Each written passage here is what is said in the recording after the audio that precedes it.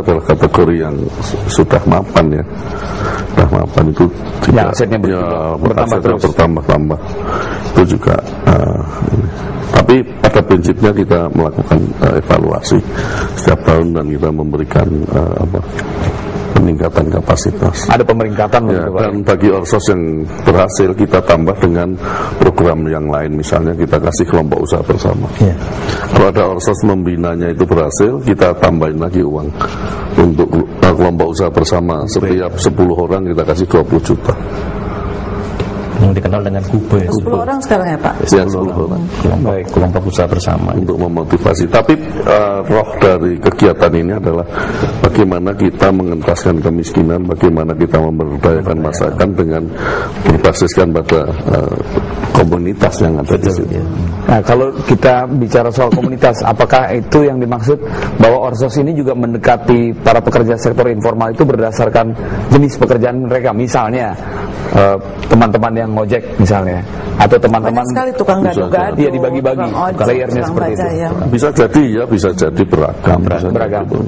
Baik, kendala yang sekarang masih dihadapi dan juga tantangan ke depan untuk bisa mensosialisasikan ini apa Pak?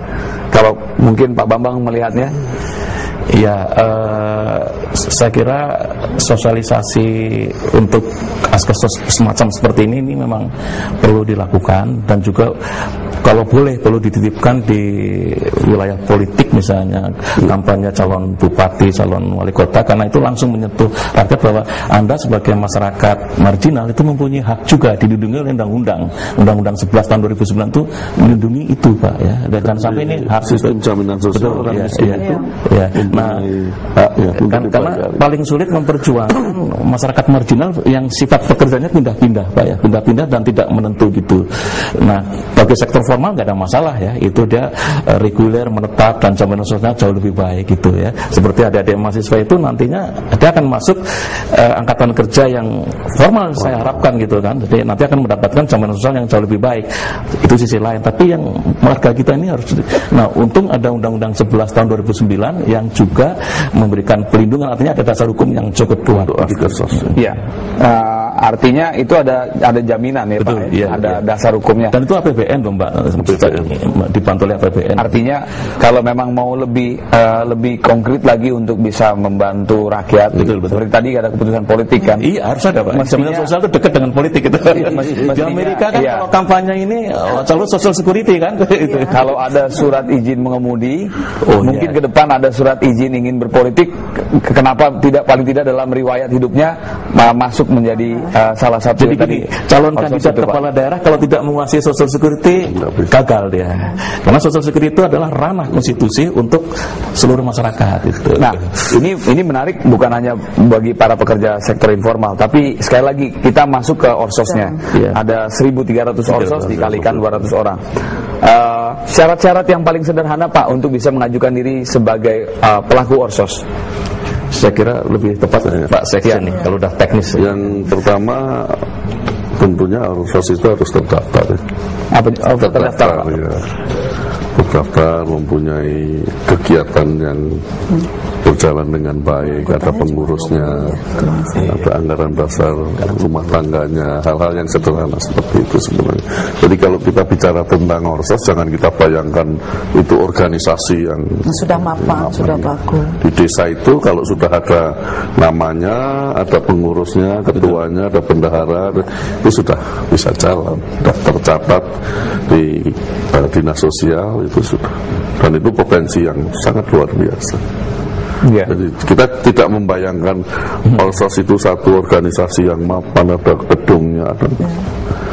Tapi sebetulnya dari orsos sendiri, karena kami kebetulan pernah melakukan penelitian untuk uji coba orsos Askesos ini di beberapa provinsi. Kalau dari tingkat keberhasilan, walaupun seleksinya dari teman-teman di dinas sosial sudah cukup bagus, lebih banyak kepada pimpinan pengurusnya ya, keseriusan pengurus untuk mengelola orsosnya. Jadi bagaimana ini juga bisa menimbulkan retuk tular, Pak.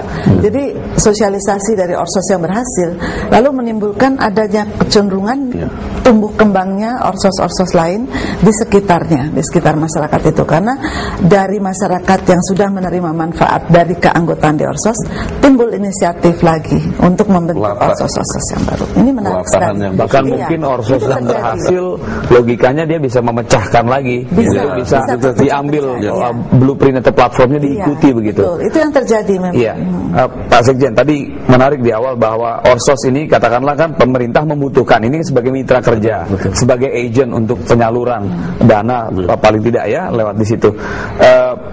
Ada pertanyaan tadi bahwa di awal di drop sejumlah uang. Bagaimana cara mereka untuk bisa berkembang dan apa yang terjadi? Apakah mereka punya kewajiban ataupun obligation untuk payback, untuk mengembalikan 30 juta itu ke pemerintah? Apakah itu memang murni untuk semua masyarakat informal, sektor informal? Ini hibah jadinya. Bentuknya hibah. Kan uang 30 juta itu nanti akan diberikan ke para peserta Askesos. Kan di situ ada klaim mengenai kalau meninggal, kecelakaan. Kalau kecelakaan itu menggunakan uang itu. Jadi bentuknya hibah, Pak. Karena uang yang ditabung 5.000 sebulan itu dikembalikan. 100% itu. Kembalikan. Ketentuannya hanya 50% ya Pak yang bisa kelola, 50% di-keep untuk dicadangkan untuk klaim dari. Jadi asal orsos itu bisa mempertahankan 200 ini setiap bulan bayar 5.000 itu sudah luar biasa. Bahkan menjadi nggak ada yang klaim aja berarti itu sudah bisa jalan dong Pak. Kan 30 jutanya berarti nggak kepake kan, malah bisa terima receiving dari masyarakat. Baik, ini mungkin di antara teman-teman ataupun mahasiswa mungkin ada yang kalau ke depan setelah lulus mau jadi ketuanya orsos. Iya dong. Iya dong, bantu masyarakat. Ya siapa tahu harus bisa bantu teman-teman kita yang di sekitar kan, yang tidak mungkin beruntung seperti kita misalnya. Oke, siapa yang mau tanya? Yuk, silakan. Yang dari jaket merah deh. Yang merah dari tadi belum tanya nih, silakan. Selamat malam. Nama saya Anissa Daniati dari Vkom Mercubuana. Kalau kita ngebahas masalah Askesos ini, tadi kan Bapak bilang Askesos itu untuk penyalurannya melalui orsos. Lalu bagaimana dengan para pekerja informal sektor informal itu yang tidak mengikuti dalam kajian orsos itu sendiri? Bagaimana kiat-kiat Bapak dan Ibu untuk mengajak para pekerja informal yang belum mengikuti dalam orsos itu sendiri? Lalu kadang orang yang sudah mengikuti Askesos itu, apakah misalnya dia mendapati kejadian misalnya sakit atau apakah dari pihak, terkadang dari rumah sakit itu sering mendapatkan kesulitan untuk memperoleh Askesos itu sendiri gitu, menggunakan Askesos itu sendiri, dan terkadang juga pelayanan yang diberikan dari pihak rumah sakit tidak semaksimal yang tidak mendapatkan Askesos ya. Demikian, terima kasih, selamat malam. Ya, mungkin sebelum dijawab ada beberapa masukan di sini, ada beberapa SMS ataupun email yang menanyakan apa ini kurang jelas mungkin ya menyebutnya tadi, ini bukan outsource. Kalau outsource itu pekerjaan yang di kontrakan atau dipindahkan ya ke pihak yang lain, tapi ini orsos yaitu organisasi sosial. Nah, jadi kalau Anda sudah punya organisasi sosial tapi belum mungkin menyalurkan Askesos, ya silakan apply ke Kementerian Sosial. Nanti ke Pak Sekjen bisa mengikuti saringan dulu Pak ya. Nah, silakan Pak, mau dijawab Ibu pertanyaan adik-adik kita tadi. Bapak dulu mungkin. Jadi yang pertama, kegiatan semacam ini merupakan bentuk sosialisasi supaya masyarakat juga tahu, dan dari mulut ke mulut, dari orsos ke orsos kan mereka punya forum, itu menjadi sangat efektif. Lalu yang kedua, Askesos ini bukan Askes, jadi tidak berkait dengan kalau sakit dengan pelayanan rumah sakit. Kalau yang bersangkutan sakit, yang bersangkutan akan mendapatkan uang tunai dari orsos yang. Tapi tetap harus membuktikan dirinya sakit Pak. Oh iya. Dengan surat dokter atau keterangan lainnya. Jadi ini hal yang berbeda dengan Jamkesmas misalnya. Iya, betul. Ya, karena kalau ada jam kesmas, ada juga gakin, Pak. Itu untuk masing-masing di provinsi gitu. Nah, kira-kira apa hal menarik ataupun hal-hal lain yang ingin Ibu tambahkan atau Bapak tambahkan dalam menghimbau masyarakat untuk bisa ikut menjadi peserta Askesos? Ya, saya pikir ini suatu skim pemerintah, sangat disayangkan kalau bagi kelompok masyarakat marginal tidak berpartisipasi, karena ini sepenuhnya dibiayai oleh APBN, ya, tidak sepeser pun uang keluar dari itu. Kemudian kalau dia mengalami kecelakaan atau sakit, ya, atau meninggal dunia, itu nilainya sangat signifikan. Dan Askesos atau bahasa Inggrisnya yang kita kenal dengan micro insurance itu tidak hanya di Indonesia, itu ada di India, ada di Bangladesh, ya, ada di Filipina gitu. Di negara-negara berkembang yang sektor informalnya dominan, ini micro insurance-nya berkembang, ya. Tapi saudara jangan menanyakan di Australia, ya, beda terus. Jadi di negara-negara berkembang seperti India, Pakistan itu banyak, Pak. Ciri-cirinya satu, jika sektor informalnya dominan, micro insurance-nya berkembang. Dan itu APBN, Pak, dibiayai oleh APBN itu. Ibu mungkin ada yang ingin tambahkan? Dari Orsosnya sendiri, tentunya dengan kontrol dan evaluasi selalu secara berkala, membuktikan diri Orsos sebagai memang betul-betul menjalankan layanan dan mempercepat klaim, ya, klaim yang ada dari masyarakat langsung dipenuhi, sehingga bagi masyarakat yang sudah menerima manfaat ini tentunya akan berbicara banyak, ya, merasakan manfaatnya sehingga menceritakan kepada teman-teman lain. Dan kita tahu sektor informal ini sangat potensial, sangat besar jumlahnya, dan sangat amat jauh dari layanan kesejahteraan sosial yang ada di masyarakat. Karena kalau asuransi yang formal itu kan sudah kita umum, itu pun sudah ada biayanya, ya, Pak. Tapi ini betul-betul inisiatif dari pemerintah yang saya kira perlu dikembangkan lebih jauh, dan Orsos yang belum memanfaatkan ini ke dinas, ya, Pak, misalnya ke dinas-dinas sosial yang ada di tiap provinsi. Saya kira ini bagus sekali. Nah, sosialisasi ini hanya bisa dikembangkan secara optimal kalau memang setiap anggota merasakan manfaat yang ada. Dan itu hanya Rp15 sehari. Iya. Jadi ini kan potensi miskin, Pak, ya, Pak. Jadi kalau tadinya bekerja punya penghasilan, tiba-tiba sakit kan, jadi akhirnya keluarganya tidak bisa mendapatkan. Itu yang terjadi. Potensi miskin. Jadi preventif sifatnya, kan. Ini bagus sekali. Terima kasih, Ibu. Ya. Baik, boleh kita berikan aplaus dulu untuk semua yang disampaikan oleh para narasumber kita pada malam hari ini. Saya mengucapkan terima kasih kepada Bapak Dr. Andes Toto Utomo. Beliau adalah Sekjen Kementerian Sosial Republik Indonesia yang tentu berjuang dan juga terus menjadi mitra kerja dari Orsos yang ada di Indonesia ataupun organisasi sosial. Pak Bambang Purwoko, sukses terus, Pak, untuk mengajarnya.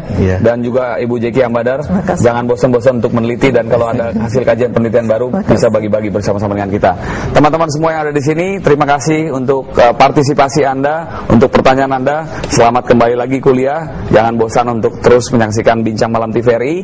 Akhirnya saya Charles Bonar Sirait mengucapkan terima kasih. Selamat malam. Besok masih akan ada Bincang Malam TVRI. Topiknya tentu lebih menarik lagi, akan terus mencerdaskan kita sebagai bangsa. Bincang Malam TVRI, mencerdaskan bangsa.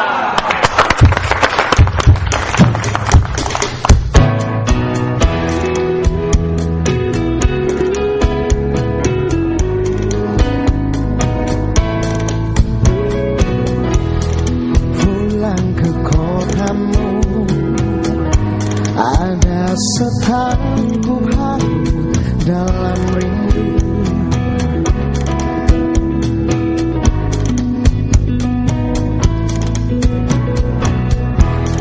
Masih seperti dulu, tiap sudut malam aku bersahabat, penuh selaksa makna.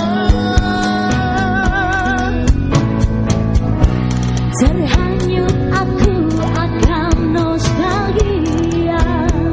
Kita sering luangkan waktu, nikmati bersama suasana Jogja.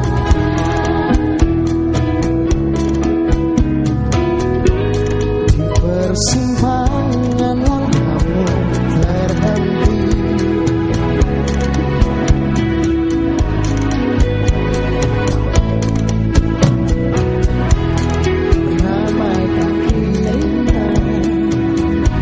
menjajakan sajian khas berselera.